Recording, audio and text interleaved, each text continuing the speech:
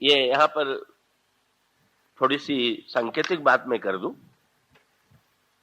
कि हमारे वेदांत के ग्रंथों में ब्रह्म को महत्ता दी गई, उसमें ब्रह्म की ही चर्चा है, उसमें शक्ति की कोई चर्चा नहीं। और ये जो तंत्र के ग्रंथ हैं, तंत्र के ग्रंथों में शक्ति की चर्चा की गई है और शक्ति को ही मुख्यता दी गई है, और ब्रह्म की चर्चा भी की गई है तो गौण रूप में की गई। अब भक्तों ने ये अवतारवाद की जो धारणा है का इसमें एक बड़ा विलक्षण समन्वय आपको मिले, और वो समन्वय ये है, जैसे रामायण में भी संकेत किया गया कि श्री सीता जी का जन्म जो है वो पृथ्वी से हुआ। महाराज श्री जनक हल चला रहे थे, अचानक हल चलाते हुए हल की नोक से के नीचे एक घड़ा दिखाई पड़ा और उसमें एक कन्या दिखाई पड़ी, और वही कन्या सीता जी। पार्वती जी के विषय में आप पढ़ते हैं कि वैसे उनकी माता का नाम मैना है, लेकिन ये कहा जाता है कि वे हिमालय की पुत्री हैं, हिमालय पर्वत है। सीता जी पृथ्वी की पुत्री हैं, पृथ्वी आप हम और आप जिसे प्रत्यक्ष रूप से देख रहे हैं। कल लक्ष्मी की कथा आपने सुनी होगी कि जब समुद्र का मंथन हुआ तो समुद्र में से लक्ष्मी जी का प्राकट्य हुआ। ये जो सीता जी के साथ, लक्ष्मी जी के साथ, पार्वती जी के साथ ये जड़ पदार्थों को जोड़ दिया गया। हम तो समुद्र को जड़ मानने के जल को अभ्यस्त है, हम तो पृथ्वी को जड़ मानने के हमारी धारणा है कि गगन समीर अनल जल धरणी इनके नाथ सहज जड़ करनी। जब हम जड़ और चेतन का विभाजन करते हैं तो यह मानते हैं कि हम व्यक्ति के रूप में चेतन हैं और ये प्रकृति के जितने पदार्थ हैं वो जड़ है। पर बड़ी अनोखी बात है कि श्री सीता जी का जन्म क्या सुनैना जी के गर्भ से नहीं हो सकता था क्या? जैसे भगवान श्री राम ने कौशल्या जी के गर्भ से जन्म लिया, अवतार लिया, का सीता जी भी तो महाराज जनक की पत्नी सुनैना के गर्भ से जन्म ले सकती थी। पर सुनैना जी के गर्भ से जन्म न लेकर के पृथ्वी से जन्म लेना, पर्वत से जन्म लेना, समुद्र से जन्म लेना, मानो ये बताने के लिए है कि जिसको हम जड़ समझे बैठे हैं का सचमुच उसी जड़ में जो है चेतना शक्ति विद्यमान। शक्ति का केंद्र बस केवल आवश्यकता है प्रकट करने वाले की। तो अब शक्ति को जो प्रकट कर ले, कब जनक ने या हिमालय ने या समुद्र मंथन में देवताओं ने, कई इन्होंने शक्ति को पाया। पर अब शक्ति के साथ एक बड़ी समस्या है कि शक्ति में इतने चमत्कार है, ब्रह्म तो है चमत्कार रहित, और सारे चमत्कार दिखाई देते हैं शक्ति में ही। तो परिणाम ये होता है कि शक्ति को पाने का लोभ जो है वो केवल अच्छे व्यक्तियों के मन में ही नहीं, बुरे से बुरे व्यक्तियों के मन में भी आ जाता है। और आप इसका प्रत्यक्ष प्रमाण देख सकते हैं। तो अब शक्ति के साथ जो समस्या जुड़ी हुई है वो ये है कि जिसने शक्ति के नियम को जान लिया कि इस पद्धति से का पदार्थ से शक्ति को प्रकट किया जा सकता है, चाहे वो व्यक्ति अच्छा हो चाहे बुरा हो, वो तो उस नियम के द्वारा शक्ति को प्रकट कर ही देगा। ये नहीं है कि अगर कोई सज्जन व्यक्ति हो तो कब वो चमत्कारिक आविष्कार करे, और एक दुर्जन व्यक्ति या बुरे विचार वाला व्यक्ति हो तो वो पदार्थ से शक्ति को प्रकट न कर सके, क्योंकि शक्ति के साथ तो नियम है। जो नियम जान ले, अच्छा हो या बुरा हो, का वो शक्ति के नियम का लाभ लेगा। और तब होता यह है कि जब कोई बुरे व्यक्ति नियम के द्वारा शक्ति को पा लेते हैं, इसलिए बड़ी सांकेतिक कथा आती है। सीता जी के हरण की कथा, इसका सांकेतिक अभिप्राय यही तो है कि रावण जैसे व्यक्ति, या उसके पहले जब रावण के चरित्र में ये बात आती है कि रावण बड़ा शक्तिशाली हो गया, तो रावण शक्तिशाली हो गया इसका अर्थ ही है कि शक्ति का साथ समस्या यह है कि शक्ति पर व्यक्ति का अधिकार बड़े जल्दी होता है, चाहे वो अच्छा व्यक्ति हो और चाहे बुरा व्यक्ति हो। अच्छा व्यक्ति शक्ति को पाकर के शक्ति का सदुपयोग करता है और बुरा व्यक्ति शक्ति का दुरुपयोग करता है। तो रावण जो है वो महान पंडित है, महान वैज्ञानिक है, और सचमुच उसके जीवन में ऐसा दिखाई देता है कि उसने विविध उपायों से शक्ति को पा लिया। अब समस्या का समाधान क्या है? ब्रह्म जो है, अब मूल समस्या यह है कि यहां तक तो व्यक्ति पहुंच गया है, पहुंच जाता है। ये भस्मासुर की कथा में या रावण की कथा में का बार बार ये संकेत प्राप्त होता है कि असुरों के अंतःकरण में भी शक्ति को पाने की तीव्र आकांक्षा है। और कई बार ऐसा होता है कि जब लगता है कि असुरों ने भी शक्ति पर अधिकार पा लिया या शक्ति को पा लिया, तो अब बड़ी समस्या है कि साधारण व्यक्ति पदार्थ को देखता है और भौतिक वैज्ञानिक पदार्थ में छिपी हुई शक्ति को खोजता है।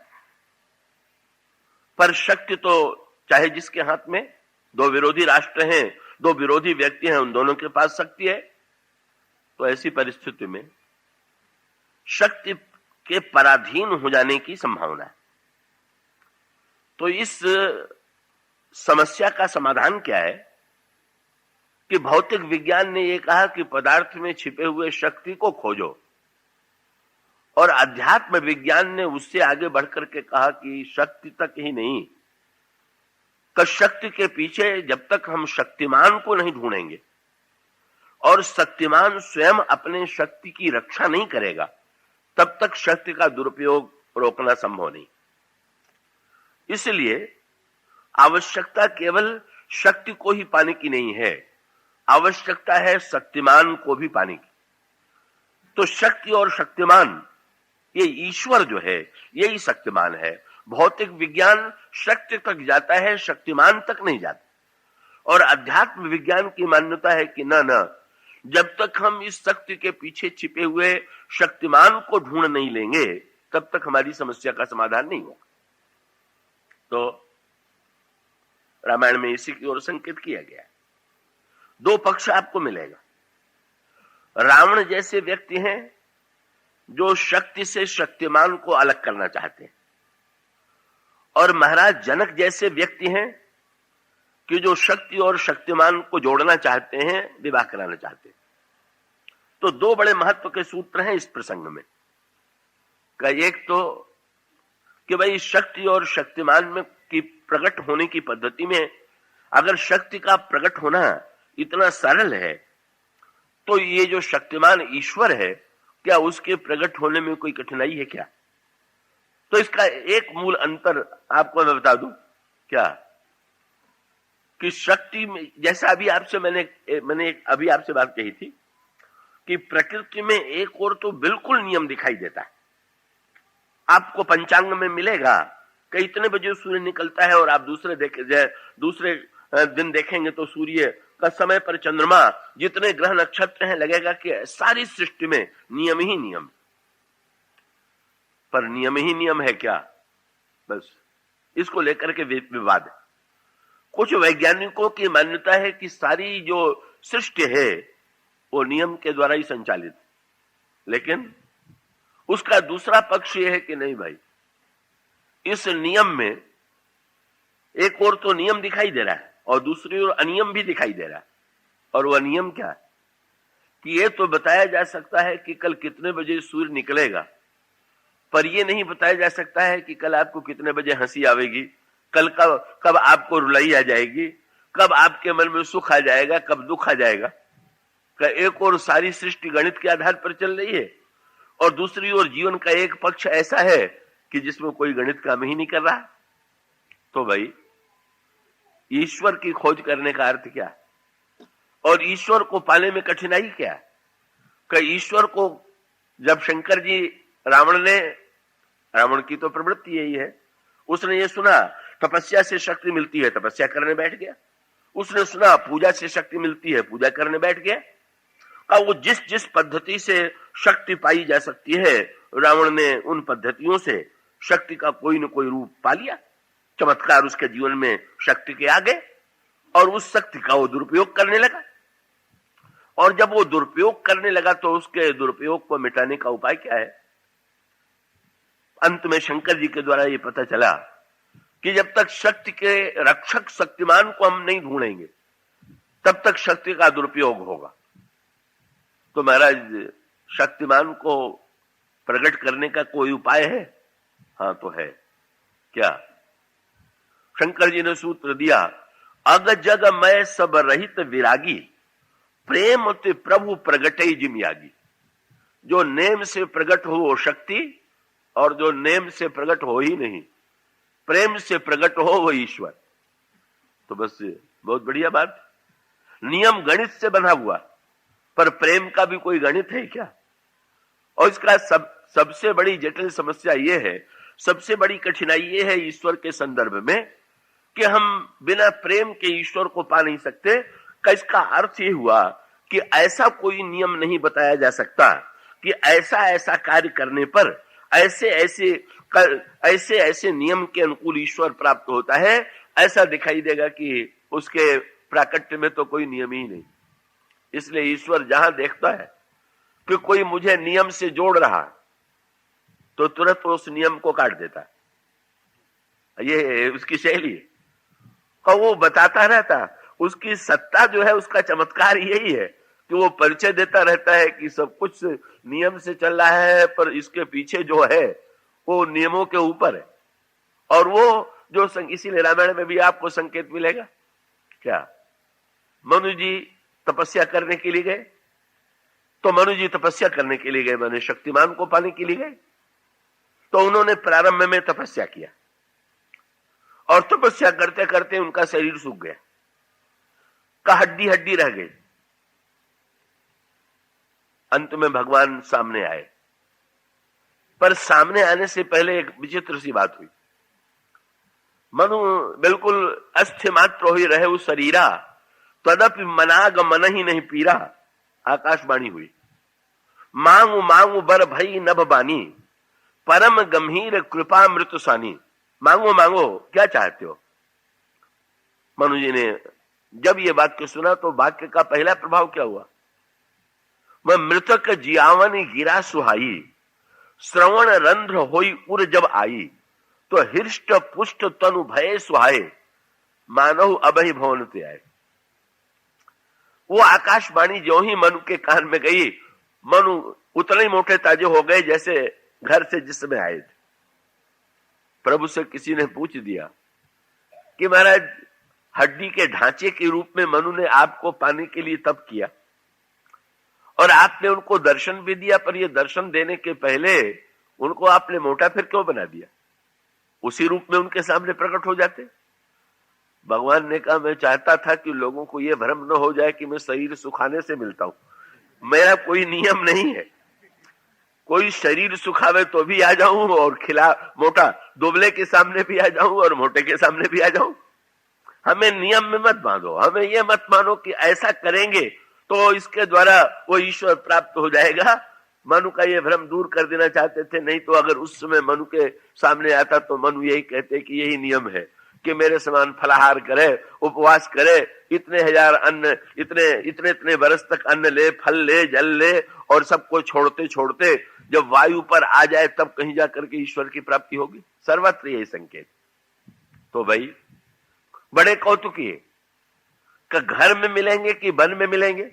नियम होता तो एक नियम बन जाता, वहीं हम लोग खोजने चल पड़ते ईश्वर को। एक सूत्र बन जाता कि घर में मिलेगा तो घर में खोजते, ये नियम बन जाता कि वो वन में मिलेगा तो वन में खोजते। लेकिन बड़ा अनोखा कौतुक, मनु गए तो घर छोड़ करके उसको वन में ढूंढने गए और वन में मिल गया। तो लगा कि यही नियम है कि घर छोड़ के वन में जाइए तो मिलेंगे। और इसका उल्टा, विश्वामित्र रहते थे वन में, और विश्वामित्र के ऊपर जब संकट आया कि इन राक्षसों का विनाश कैसे हो, तो गाधी तनय मन चिंता व्यापी, हरि बिनु मरिहि न निश्चर पापी, तब मुनिवर मन कीने विचारा। बिना भगवान के इन असुरों का संहार नहीं होगा। सो आंख मूंद करके देखने लगे भगवान कहां मिलेंगे, तो भगवान ने तुरंत संकेत किया, वन छोड़ के घर में आइए तो घर में मिलेंगे। अब ये उल्टी बात का, वो तो राज्य छोड़ के वन में गए तो उनको ईश्वर मिला, और ये वन में राज्य छोड़ के आए थे तो जब तक वन में रहे तब तक नहीं मिला। का वन से जब घर लौट के महल में आए, राजा के पास आए, किसको मिलेगा? मुनि को मिलेगा कि राजा को मिलेगा? त्यागी को मिलेगा कि संग्रही को मिलेगा? इसीलिए तो गोस्वामी जी ने कह दिया कि महाराज आपका कोई नियम होता बना हुआ तो बड़ी सरलता हमको हो जाती, लेकिन अब आपका जब कोई, जैसे किसी के आने का मार्ग अगर निश्चित हो तो बड़ी सुविधा है, या तो आप उसके घर पहुंच जाइए, या आपको पता है कि अगर मैं उधर से इधर से चलूं और उधर से वो आवेंगे तो इसी मार्ग में तो भेंट हो ही जाएगी। पर अगर किसी के आने का मार्ग ही निश्चित न हो तो बड़ा भारी संकट ये है कि आप इधर से चलें और वो उधर से कहीं आ रहे हो तो मार्ग में भेंट होने की भी संभावना नहीं। तुलसीदास जी से भगवान ने पूछवाया कि जाओ तुलसीदास जी से पूछो ये चल क्यों नहीं रहे, ये चौराहे पर क्यों बैठ गए? हाँ, तुलसीदास जी बैठे हुए हैं, चल नहीं रहे। तो तुरंत तुलसीदास जी ने भगवान से कहा कि जाकर के कह दो। क्या? बोले महाराज नाथ कृपाही को पंथ चितवत हो दिन रात, मैं तो आपके और आपकी कृपा के आने का मार्ग देख रहा हूं, तो देख क्यों रहे हो, चेष्टा क्यों नहीं करते हो? बोले महाराज जब आप चारों दिशाओं से आ सकते हैं तो मैं इसीलिए चौराहे पर बैठ गया हूं कि जिधर से भी आइए आकर के मिल जाइए। हम इस चक्कर में पड़ करके नाथ कृपाही को पंथ चितवत हो दिन रात, समस्या क्या है? बोले हो ही शोधो कौन विधि, महाराज वो किस विधि से होता, सुदयालु जाने न जाते। प्रभु मैंने बहुत चेष्टा की, इतिहास पुराण की घटनाओं को मैंने पढ़ा, मैंने चरित्रों को पढ़ा, पर मैंने देखा तो आप कभी किसी को मिल गए तो कभी किसी को मिल गए, कभी आपने किसी को घर में दर्शन दे दिया तो किसी को वन में दर्शन दे दिया, तो अब उलट दिया क्रम। विश्वामित्र को सचमुच जिस राज्य को छोड़ के वन में गए थे, वन को छोड़ करके राज्य में आना पड़ा, महल में आना पड़ा, और महल में आ गए, चारों ओर ढूंढने लगे कि भगवान कहां है। तो भगवान कहां है तो लिखा है भगवान सामने कब तक नहीं आए, लिखा हुआ है विश्वामित्र जी का महाराज दशरथ ने स्वागत किया और उसके पश्चात विविध भांति भोजन करवावा। अब उपवास का बड़ा महत्व है, एकादशी के व्रत का तो इतना शास्त्रों में महत्व है कि इसकी कोई सीमा नहीं, और बहुत बढ़िया बात है। और हम लोगों के यहाँ तो इतने व्रत हैं कि चाहिए तो आप महीने भर व्रत रहिए, सब दिन भी व्रत से जुड़े हुए हैं, सब तिथियां भी व्रत से जुड़ी हुई हैं, तो व्रत उपवास का तो बड़ा महत्व है। वो करना बहुत अच्छी बात है, जो करना चाहता है उसमें कोई बात नहीं, लेकिन अगर वो ये समझने की भूल कर बैठे कि वो हमारे व्रत से ही आ जाएंगे तो उसने समझने में कहीं ना कहीं भूल कर दी। क्या हुआ?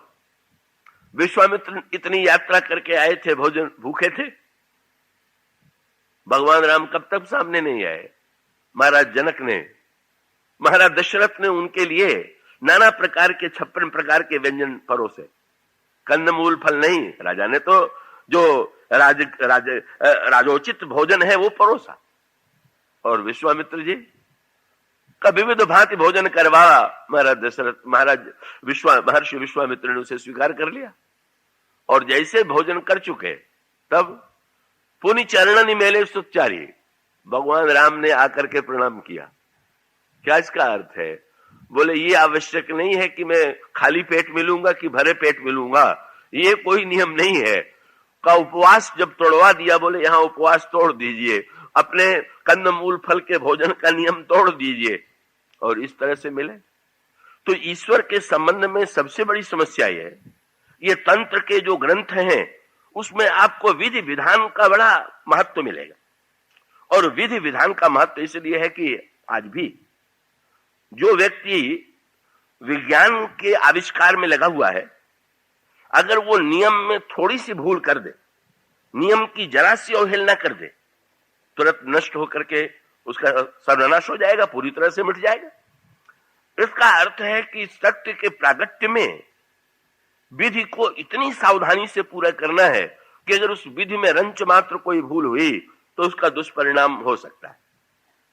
पर प्रेम की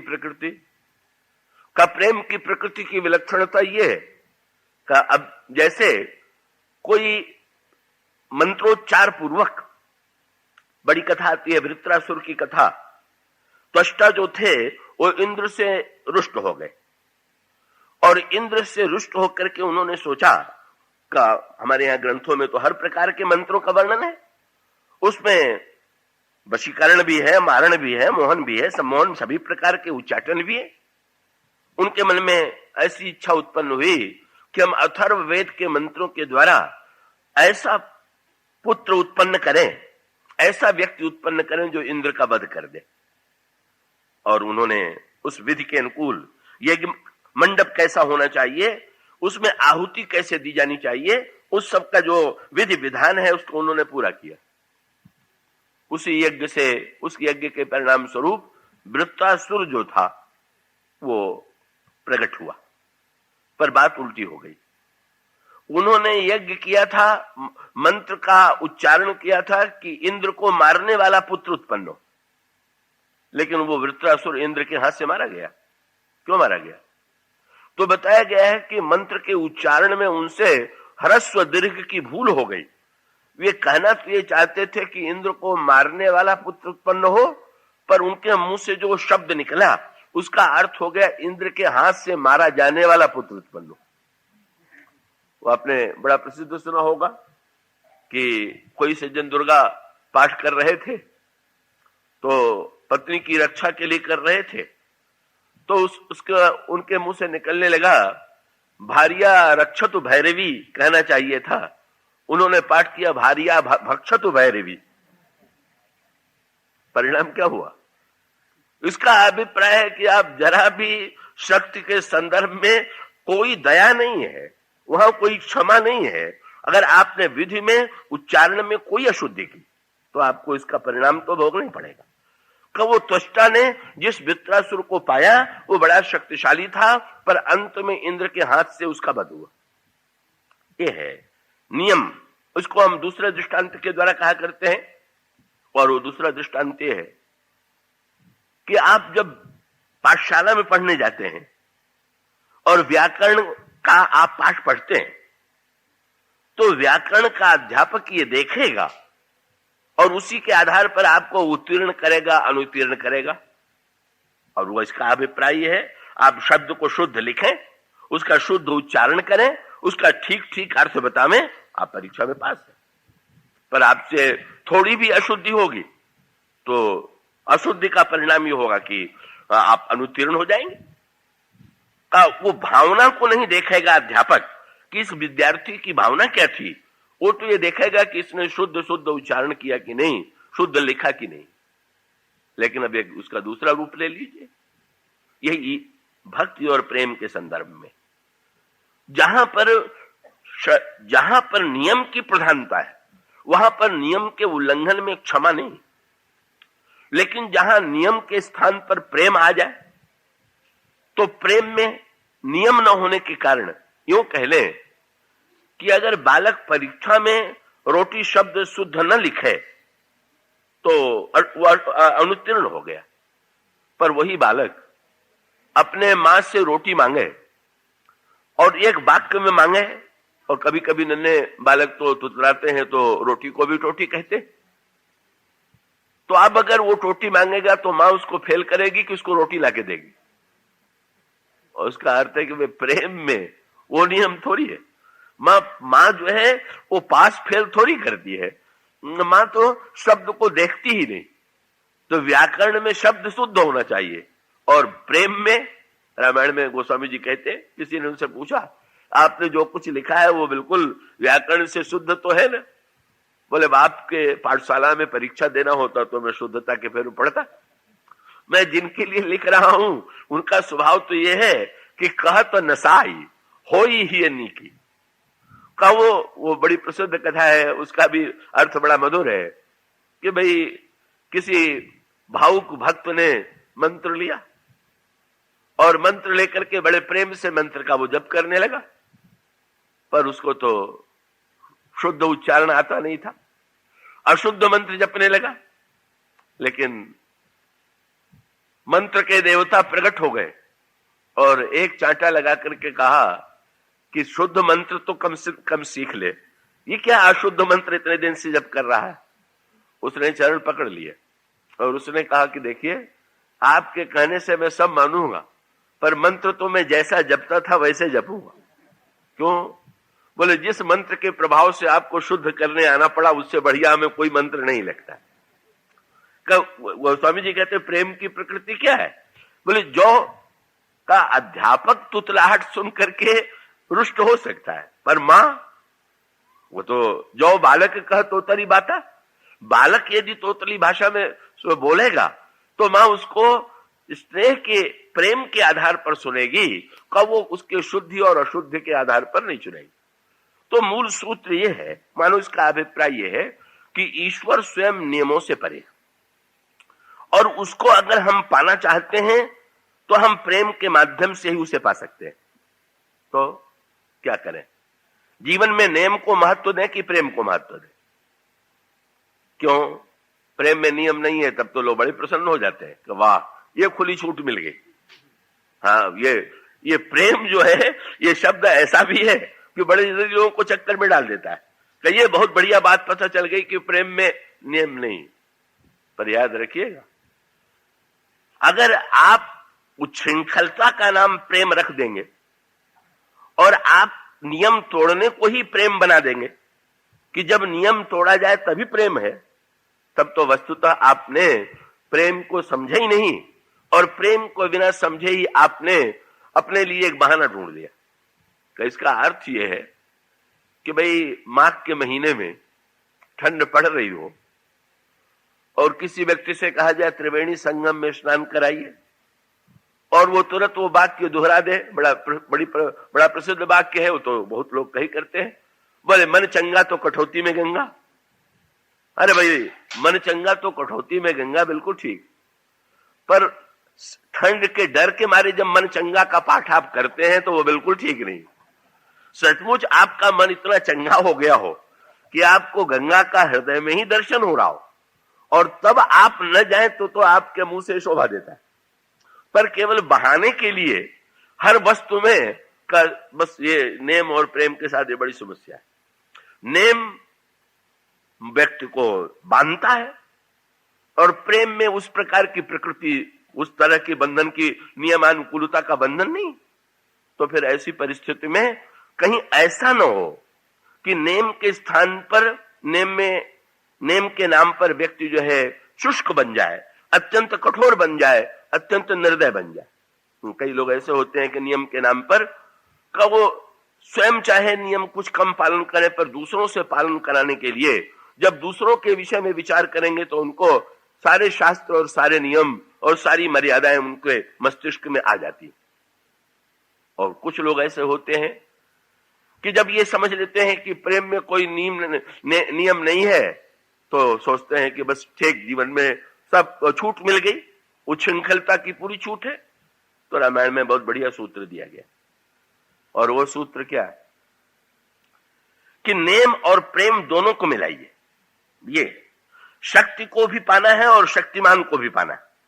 शक्ति को पाने के लिए नेम की आवश्यकता, शक्तिमान को पाने के लिए प्रेम की आवश्यकता, और शक्ति और शक्तिमान को अगर जोड़ना है तो नेम और प्रेम दोनों को मिलाइए।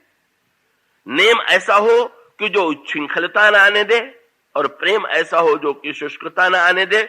इसलिए रामायण में जो महानतम पात्र हैं उनके चरित्र में नेम और प्रेम दोनों का सामंजस्य बताया गया।